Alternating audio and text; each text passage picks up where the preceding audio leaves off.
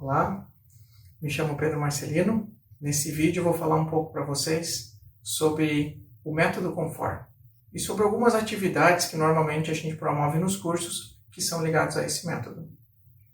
Então, o que a gente tem assim de atividade principal que a gente promove cada um deles? Então, assim, o método Conform é uma maneira de você entender o desenvolvimento humano. Então, é um método, é um procedimento que eu venho pesquisando, que eu venho trabalhando já há um bom tempo, já quase 2 décadas. E o que tem de interessante nesse método é que você vai integrar várias coisas que normalmente estão completamente separadas na sua vida, que é o desenvolvimento mental, o desenvolvimento físico, o desenvolvimento criativo e ético. Então, normalmente, o nosso desenvolvimento físico é uma coisa completamente separada do mental. Então a gente vai lá na academia, faz uma coisa frenética, doida, e do outro lado a gente senta igual um Buda e medita. As coisas não conversam. Então o que a gente vai mostrar? Como que essas coisas conversam? Segundo, o nosso desenvolvimento criativo, muitas vezes a gente gosta de alguma arte, a gente faz alguma coisa para desenvolver a criatividade, a gente não entende que isso está dentro de um sistema. Esse sistema é a gente mesmo.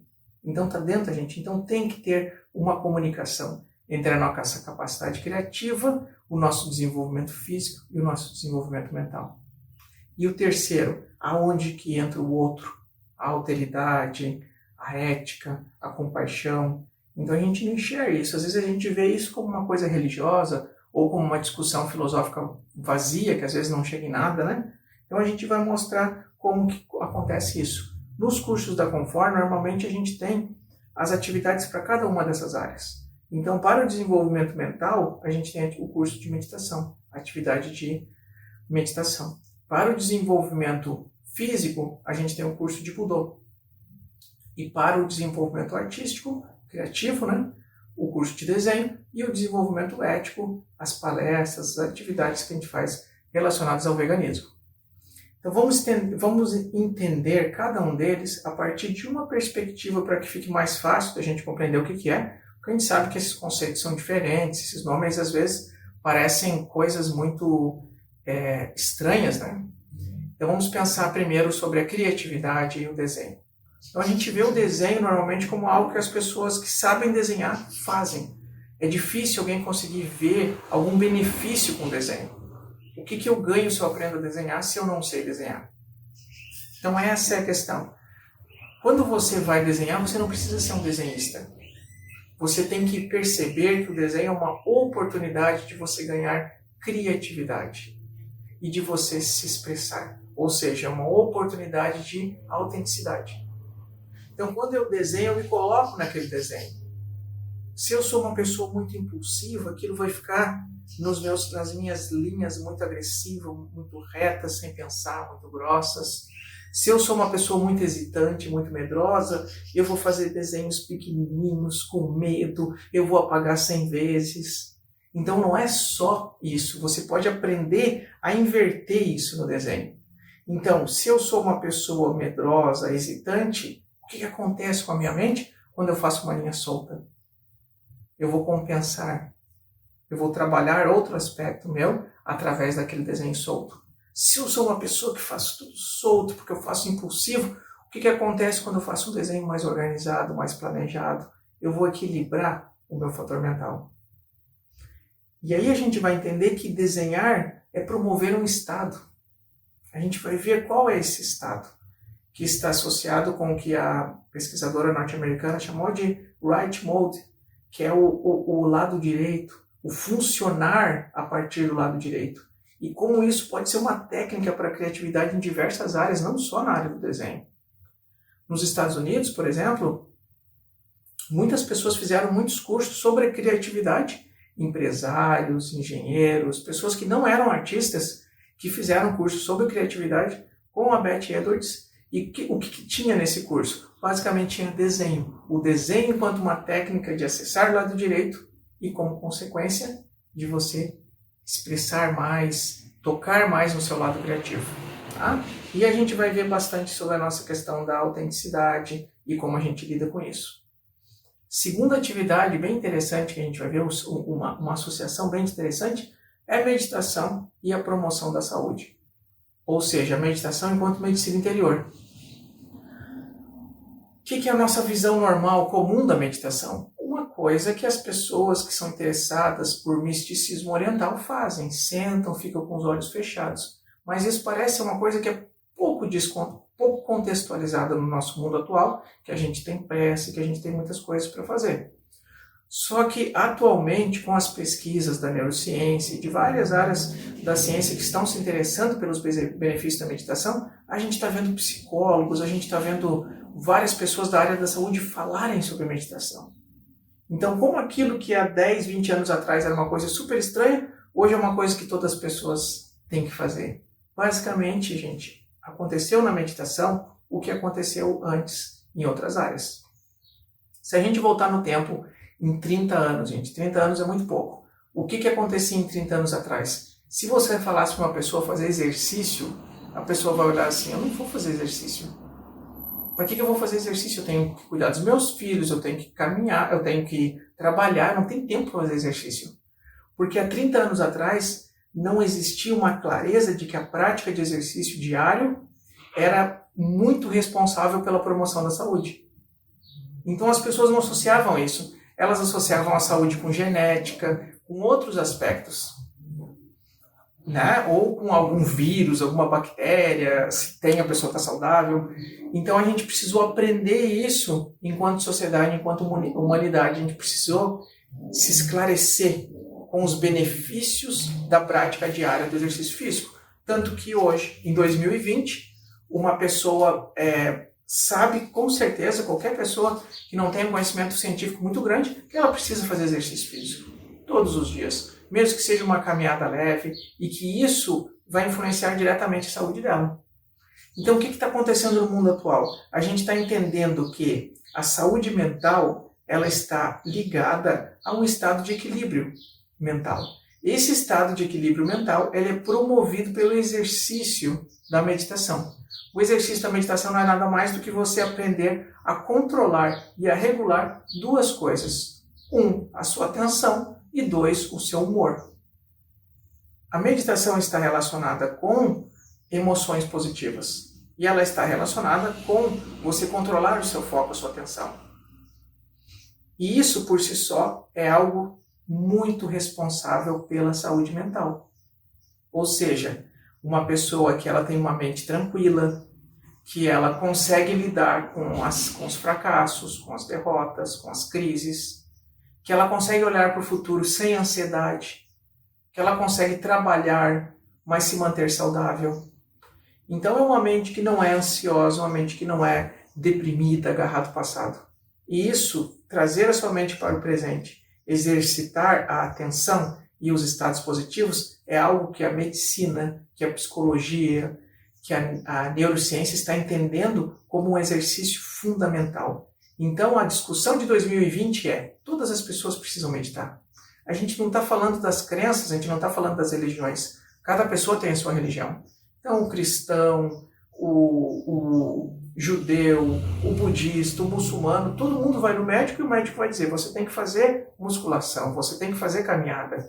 A caminhada e a musculação pode ter surgido lá nos gregos, ter vindo do Oriente, mas a ciência pegou aquilo que é importante para a promoção de saúde de todas as pessoas e hoje ela incentiva isso. Então assim é a meditação. A meditação veio dessas tradições, ela possui uma ligação com essas tradições? Sim, é muito legal estudar essas tradições.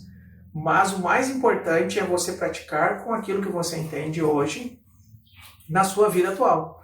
Se você é judeu, se você é ateu, se você é cristão, se você é budista, taoísta, não importa. Importa que você está querendo promover a sua saúde mental. Tá?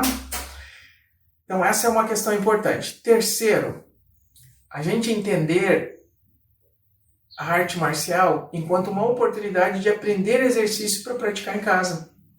A pandemia, o coronavírus, ele trouxe para as pessoas a consciência de que às vezes elas podem não ter condições de ter o contato social, de ir para fora. E aí o que ela consegue fazer em casa? Então o que um artista marcial que pratica tempo ele consegue entender? que existem práticas muito importantes nas artes marciais. E que às vezes eu já ouvi falar, muitas pessoas falaram uma coisa para mim. Olha, eu não sei se eu pratico arte marcial porque eu quero me defender um dia. Mas eu sei que eu pratico arte marcial porque eu gosto muito dos exercícios, eu gosto do aquecimento, da disciplina física. Então a gente vai entender isso. A gente tem na arte marcial, por exemplo, exercícios de calistenia que você faz com o seu próprio corpo, em diferentes artes marciais. Flexão, flexões específicas, exercícios que envolvem o condicionamento muscular. Depois a gente tem nas artes marciais posturas de flexibilidade que se assemelham ao yoga, porque a gente tem uma raiz comum do yoga indiano e das artes marciais desenvolvidas na China, desenvolvidas no Japão. A gente tem uma comunicação. Muitas pessoas chamam as artes marciais chinesas e japonesas de yoga chinês, de yoga japonês, porque você tem posturas, você tem práticas de respiração. Tá? Então a gente vai ver um pouco disso, dessas práticas de mobilidade, de respiração, posturas, exercícios calistênicos. Calistenia é quando você faz exercícios de musculação com o próprio corpo, que você pode fazer em casa. E mais do que isso, a gente vai ver nesse tópico a possibilidade de você encontrar séries, ou seja, sistemas para fazer isso. Tá? Então, mais importante do que você entender o Budô, enquanto o Budô, que se chama Budô, caminho marcial, enquanto algo que você vai usar para se defender na rua quando alguém te assaltar, que é uma coisa pouquíssimo provável, com o mundo com armas e violência que a gente tem hoje, você vai entender como que essas práticas fazem com que você tenha mais disposição, tenha mais força. Tá? Então, nos nossos cursos, nos cursos que a gente tem oferecido, eu tenho ensinado as séries que mostram isso. Igual a gente tem a série de meditação, a gente tem a série de exercício. E o último ponto do método é você pensar sobre o veganismo enquanto uma oportunidade de prática da atenção plena e uma oportunidade de prática de consumo consciente. Então a gente consome comida, a gente consome coisas que a gente veste, o tempo todo a gente está comprando, consumindo. Só que o que a gente esquece é que essa pessoa essa coisa que a gente consome vem de algo. Tá? A gente consome coisas que são animadas, que são formas de vida, e inanimadas. Então, às vezes, a gente consome uma roupa. A roupa não tem vida, né? Então, a gente tem essa roupa, a maior parte das roupas, né? Ela é produzida com algodão, com algumas coisas que vieram da natureza, mas a transformação passou a ponto da gente ter algo ali que não é uma forma de vida. Só que por causa da nossa cultura, da nossa simplicidade de pensamento, a gente não percebe que a gente consome formas de vida. Então aquilo que está no nosso prato, a vida das pessoas que produziu aquelas coisas que a gente está consumindo. Então a discussão sobre a ética é eu ter uma força interior, através da meditação, que me dê força para ser justo nas minhas escolhas, para que elas não afetem a vida de outros seres. Porque assim como eu não gosto de sofrer, eu não gosto de ver as pessoas que eu tenho contato, os meus familiares, as minhas pessoas queridas sofrendo, os outros também não gostam. As pessoas não gostam de ser exploradas. Os animais não gostam de morrer. Então a gente vai entender como que a gente desenvolve essa força. Porque às vezes a gente tem clareza, às vezes a pessoa sabe, não, eu sei que isso é uma coisa muito negativa. Mas a pessoa não tem força para lidar com o impulso, força para lidar com o hábito que leva ela para uma coisa que ela se arrepende. Então, no método Conforme, no nosso curso, a gente basicamente lida com esses aspectos. Então, agora eu falei para vocês o core, uma síntese daquilo que a gente trabalha. Tá? Alguns alunos se interessam mais por um aspecto, fazem um curso, outros fazem 2. Então, ao longo da vida, os interesses vão mudando. A gente pode ter um interesse específico. O que a gente deve entender é tentar pensar como que isso faz parte do nosso autodesenvolvimento e como que isso trabalha junto, esses 4, desenvolvimento mental, desenvolvimento físico, desenvolvimento criativo e ético, como que eles trabalham junto num sistema para me tornar uma pessoa melhor e para criar um mundo melhor.